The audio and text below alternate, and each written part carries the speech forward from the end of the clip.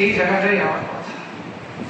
মহান আল্লাহ তাআলা আমাদের নিয়ে পরিকল্পনা করছেন, সেই সময় যদি আল্লাহর এই পরিকল্পনা বাস্তবায়নে আমরা সহযোগিতা না করি, আমরা এগিয়ে না আসি, আমাদের আমলকে যদি আমরা পরিশুদ্ধ না করি, আমাদের আমলকে যদি আমরা রেকটিফাই না করি, মাঠে ময়দানের কর্মতৎপরতার ক্ষেত্রে যদি এখন আমরা নিজেদেরকে গঠন করতে না পারি,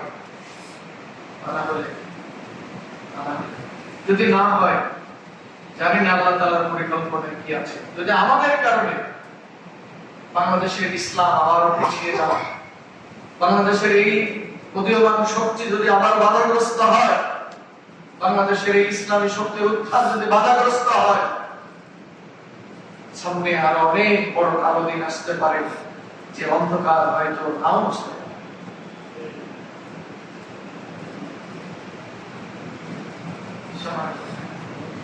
সেই জন্য আপনাদেরকে অনুরোধ করবো, রাসূলের হাদিস, রাসূল সাল্লাল্লাহু আলাইহি ওয়াসাল্লাম বলেন, মাইয়াজ মান লি মা বাইনা লাহইয়াইহি ওয়া মা বাইনা রাজলাইহি আসমান লাহুল জান্নাহ। এই হাদিসটা আপনাদেরকে শোনাবো, এটা আমার দৃষ্ট, কিন্তু আমার মনে করি আপনারা আমার ভাই, ভাইকে সঠিক পথ দেখানো, এটা আমার দায়িত্বের মধ্যেই পড়ে, আপনারও দায়িত্বের মধ্যে।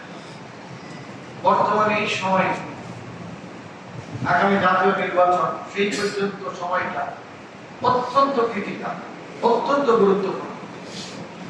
এই সময় আপনার হাজারো ভালো কাজ একটি মন্দ কথা দ্বারা নষ্ট হয়ে যেতে পারে।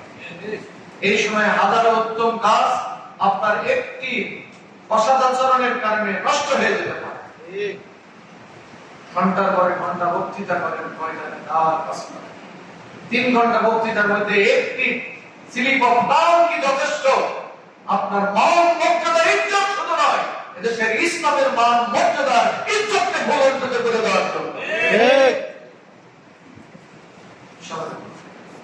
এই জন্য হাদিসটা আমি পেশ করেছি। আপনি দাওয়ার ময়দানে দাওয়াতে কাজ করবেন, আমি বিনয়ের সাথে আপনাদেরকে অনুরোধ করব, আমি আপনাদের অনেকের বক্তৃতা শোনার সুযোগ,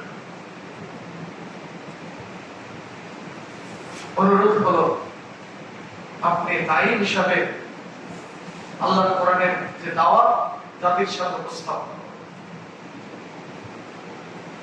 জাতির পরিশুদ্ধ করার কাজটি আপনি করুন। ওয়াল্লাযী বা'আসা ফিল উম্মিয়্যিনা রাসূলাম মিনহুম ইয়াতলু আলাইহিম আয়াতিহি ওয়া ইউযাক্কিহিম ওয়া ইউআল্লিমুহুমুল কিতাবা ওয়াল হিকমা। আপনি এই কাজটা, এর বেশি এখন নাই না বললেন। দিন আসবে একদিন আপনি যে কাজটি 17 বছর ওয়াজের মাধ্যমে করতে পারেননি, বারাতে দূরে তার কাছেই যেতে পারেননি, এটা হচ্ছে ইসলাম বিধি হলে ইনশাআল্লাহ 1 মাসের মধ্যেই ইসলাম এবং আপনার সেই চাওয়া পূরণ হয়ে যেতে পারে। এটি অনেক বড় কাজ। সেই কাজটিকে এগিয়ে নেওয়ার জন্য আমার ভাইদের কাছে বিনীত অনুরোধ, মেহেরবানি করে কথাবার্তা দেবার অত্যন্ত সাবধান, আপনার আচার আচরণের ক্ষেত্রে অতীব সাবধান। আপনি যত বড় মাপের বক্তা, আপনার ব্যাপারে তত বড় দূরবীন সেট করে রাখা হয়েছে।